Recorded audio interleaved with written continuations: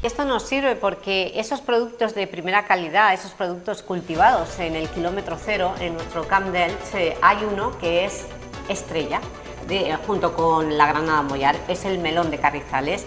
Hace un día, ayer mismo, se presentaba ese acto simbólico del corte del primer melón de Carrizales en el restaurante Martino, y allí el presidente de la comunidad de regantes de Carrizales, Fernando Antón, nos hablaba de que se va a mantener al menos unos 450.000 kilos de melón, es lo que se espera cosechar. Es un 30% menos de lo que se cosechó en 2025, pero se debe a esas lluvias copiosas que tuvimos en primavera que retrasaron la plantación, y dicen que hay más parcelas para poder incrementar esa producción en Carrizales, pero no se cultivan porque siempre tienen un obstáculo, el que no tienen garantizada el agua de riego.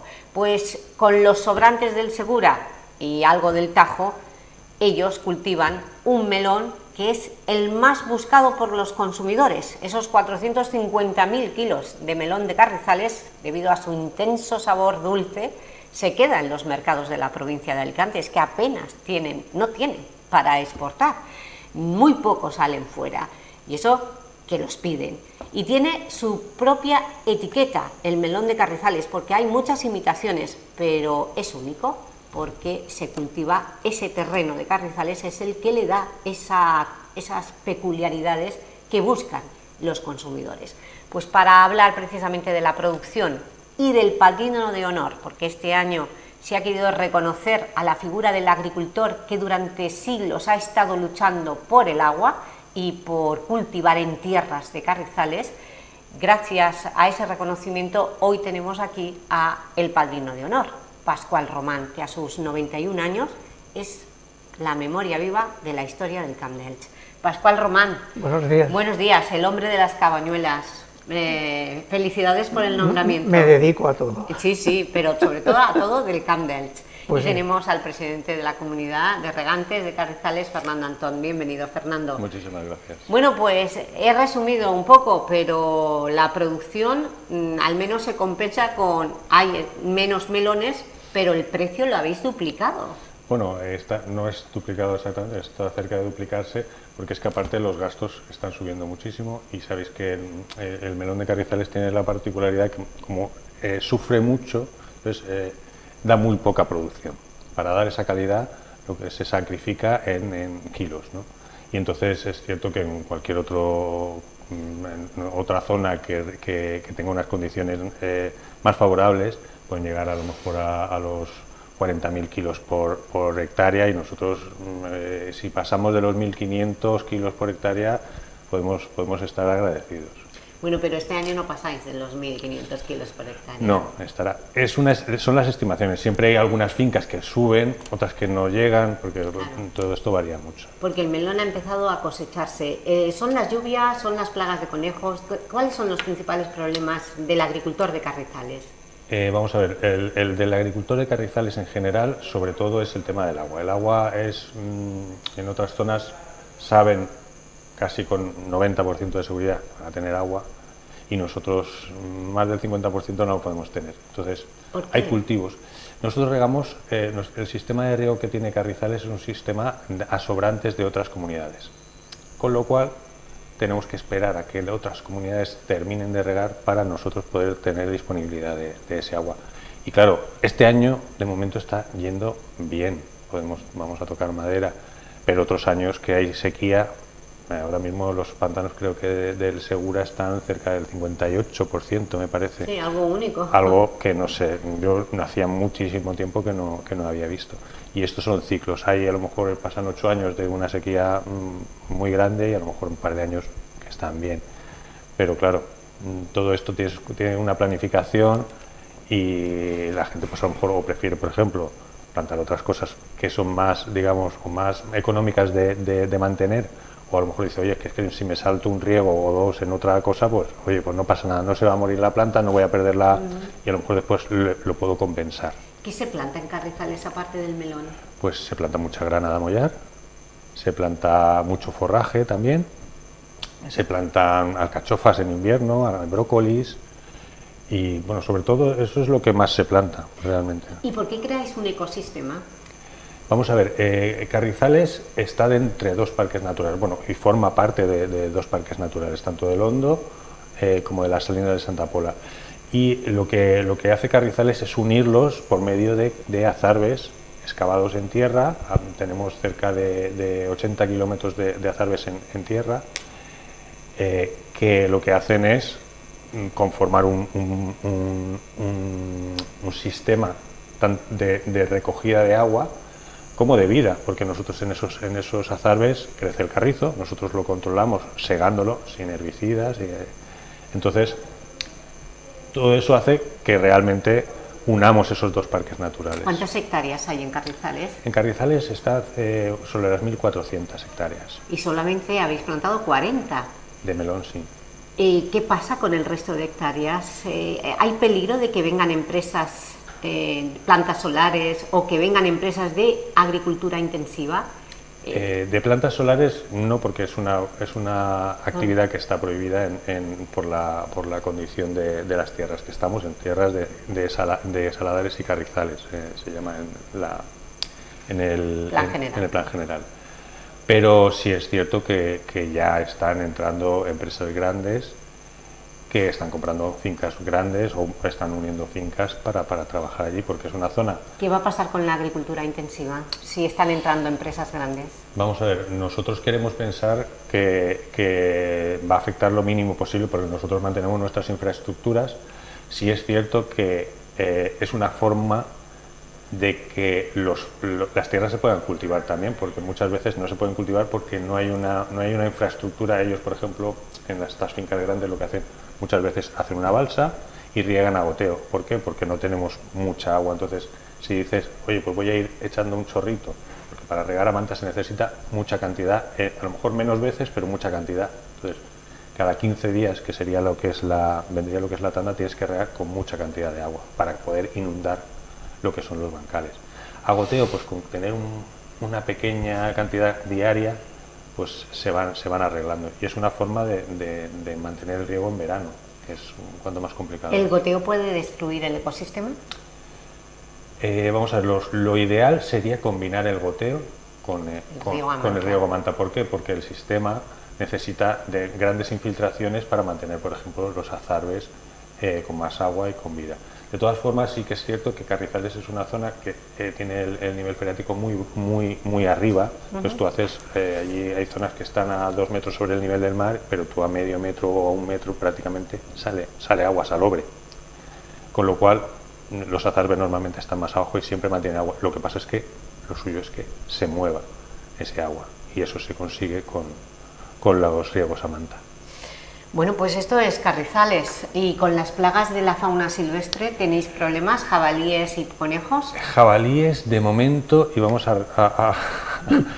rezar para que no ocurra o para que no lleguen, no estamos teniendo, pero con los conejos siempre llevamos un par de años con muchísimo... ¿No hay zorros, depredadores? Hay zorros, hay águilas, hay culebras, hay búhos reales, pero claro... yo te voy a decir un ejemplo, que yo cuando entro a la finca, a lo mejor tengo 400 metros de camino, y en esos 400 metros de camino, depende de la hora, a la hora que salen ellos, cuando pues se pueden cruzar 40 o 50 conejos, los que se cruzan. O sea, que imagínate los que pueden haber escondidos. O sea, es una verdadera explosión de... ¿Y cómo podéis combatirlos? Pues nosotros ahora mismo la única arma que tenemos es el tema de los cazadores. Hay zonas de reserva, pero se dan permisos para cazar. Ahora mismo creo que están empezando a cazar ya con perros, que es más fácil, porque sí que es cierto que Carrizales, al ser una zona tan, digamos, de vegetación tan espontánea y que hay mucho carrizo y tal, los conejos tienen muchos sitios donde esconderse, y el cazador, si va sin perro, no los encuentra. Va a ver los 2 o 3 primeros y los demás ya se van a esconder. Entonces los perros perro de casa sí que levanta la liebre, como dicen. Pues Pascual, has estado atentamente escuchando a Fernando Antón, pero ¿tú eres agricultor de Carrizales? Desde que tenía 5 años me reconozco en Carrizales con mi padre. La radiografía que nos ha dibujado Fernando Antón en estos momentos, en 2026, ¿es la misma que cuando tenías 5 años? Pues mi padre vino de la guerra el año 1939, el día 5 de abril, y cuando ya se recuperó, pues entonces él trabajaba en una finca de su tío, en las puntas que decían, iba todos los días a labrar, y en fin, aparte de que él iba, habían 8 o 10 arados más labrando. ¿Y qué plantaba tu padre? No, entonces estaba de viña todo, y era de un tío de él. ¿Y la viña para qué servía? ¿Para hacer vino Para o uva? para ser vino. ¿Qué vino era el que se Vino de aquí del terreno. O sea, ¿teníais bodega? Sí, y no, problema ninguno. No, bodega. Ah, bodega, sí, bodegas? bodega, la bodega estaba en el camino Regalisi, propia en mi casa. ¿Teníais una Sí, bodega sí, propia? ¿Y hacíais el vino para consumo o para venta? No, para consumo. Consumo. ¿Y así todos los agricultores del Camp del? No, tenían él tenía 1000 taullas de viña. Molar, la Sierra del Molar y el campo de Elche en varias partes. Y su tío se llamaba Pascual Semperia Mujica, que precisamente tiene una calle aquí en Elche. Sí. Entre el Camino de los Magros y el barrio Arrata, una calle cortada. Sí. Y era el hombre, pues se ve que el hombre, en aquellos tiempos, el hombre principal. Y allí todo el campo de Elche iba a buscar trabajo, o mi tío, que era el gerente, buscaba gente que hacía falta. Y todos los días a labrar. Pero vino el año 40 y vino la enfermedad de la filoxera a las viñas. Y se perdieron todas.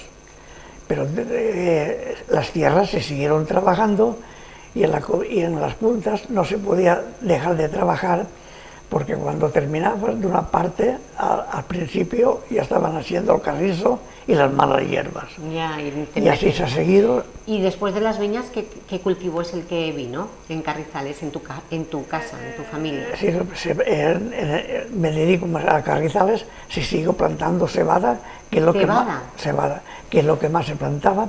No se podía plantar toda la finca, por lo mismo que ha dicho Fernando, la falta de agua. O sea, vosotros igual, la falta de agua era vuestro problema. Era un problema y gordo. Y muy gordo. Pero gordo, pero gordo. ¿Se llegaba, la sangre llegaba al río? ¿Llegabais a pelearos por el agua entre los agricultores? Sí, y habían galletas. También, o sea, había peleas.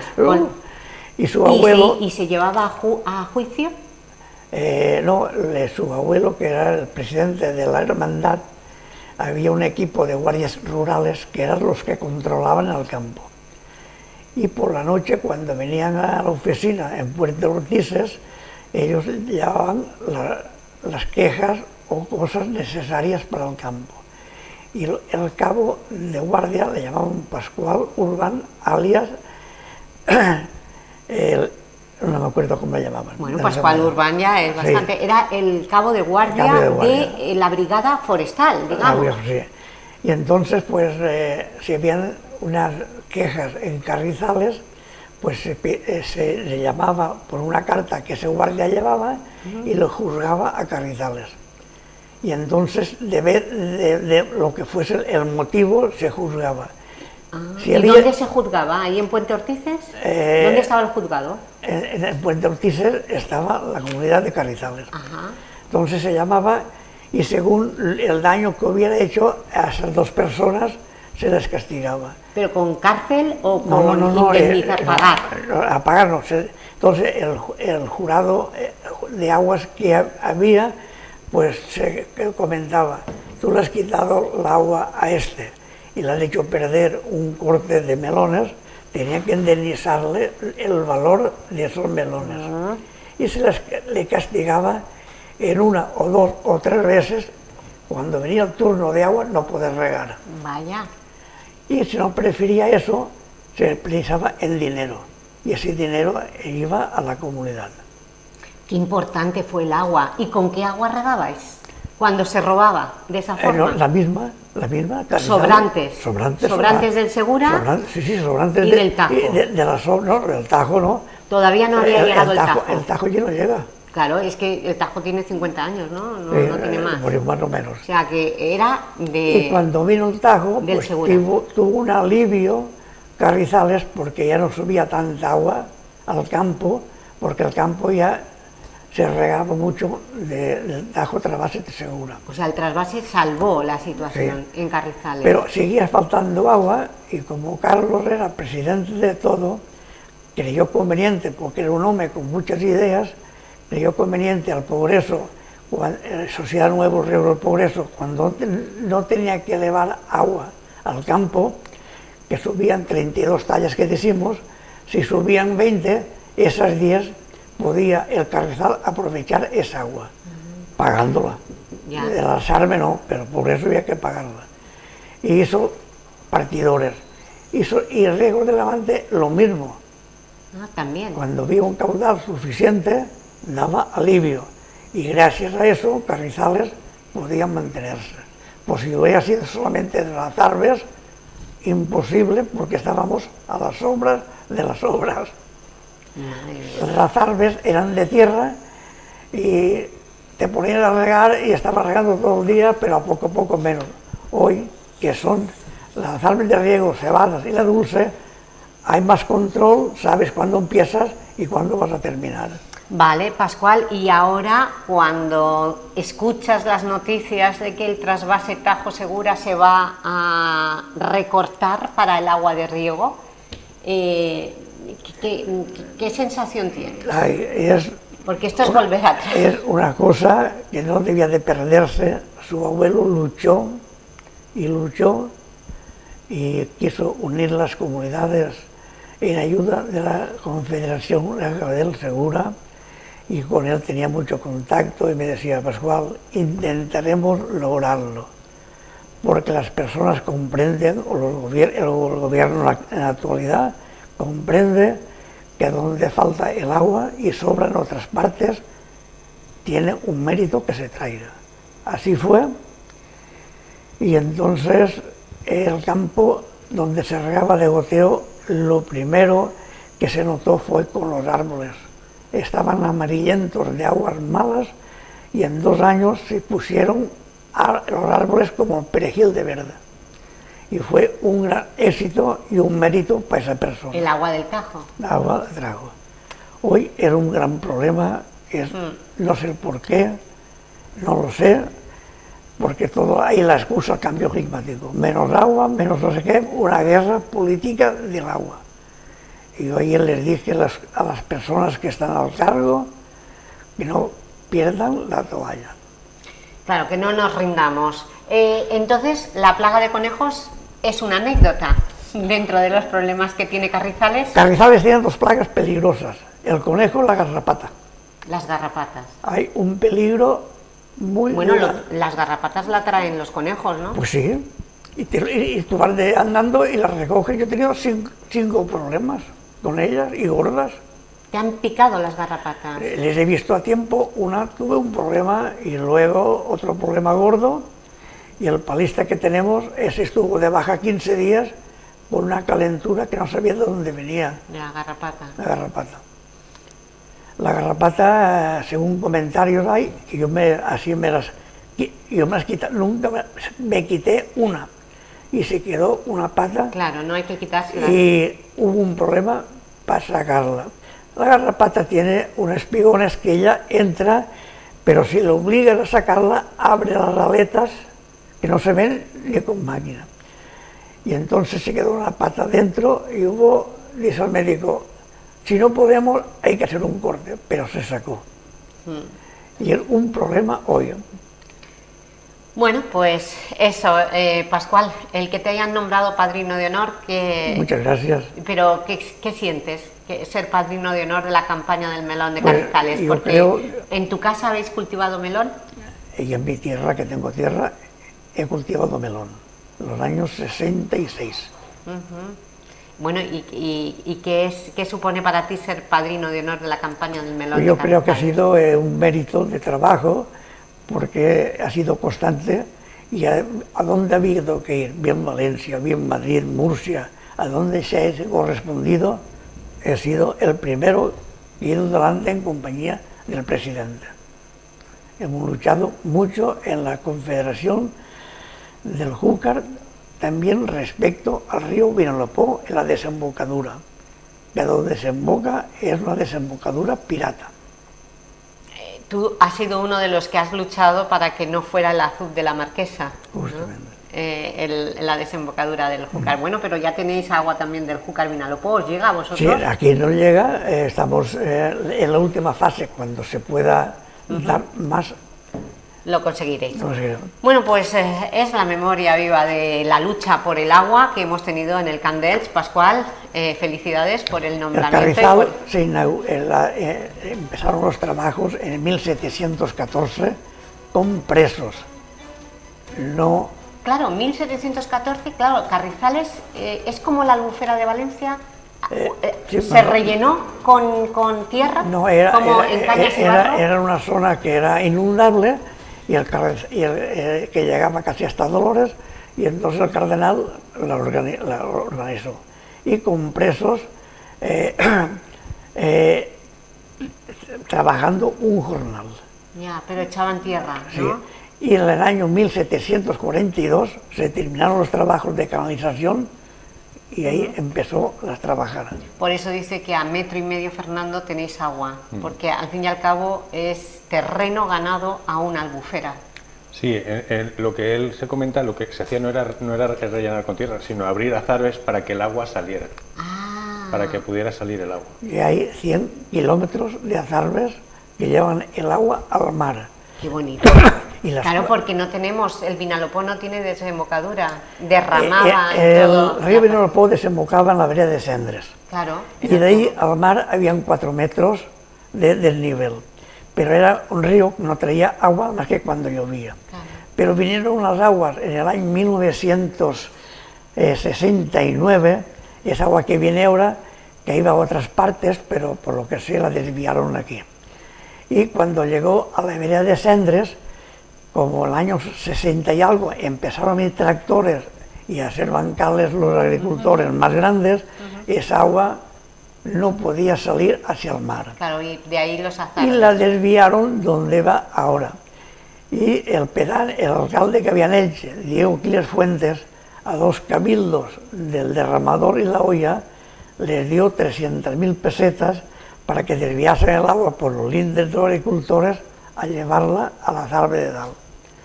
El presidente que había se opuso, que dice que aquí no podía ir, y desde entonces cayó una guerra, porque desde donde desemboca al mar hay 50 centímetros.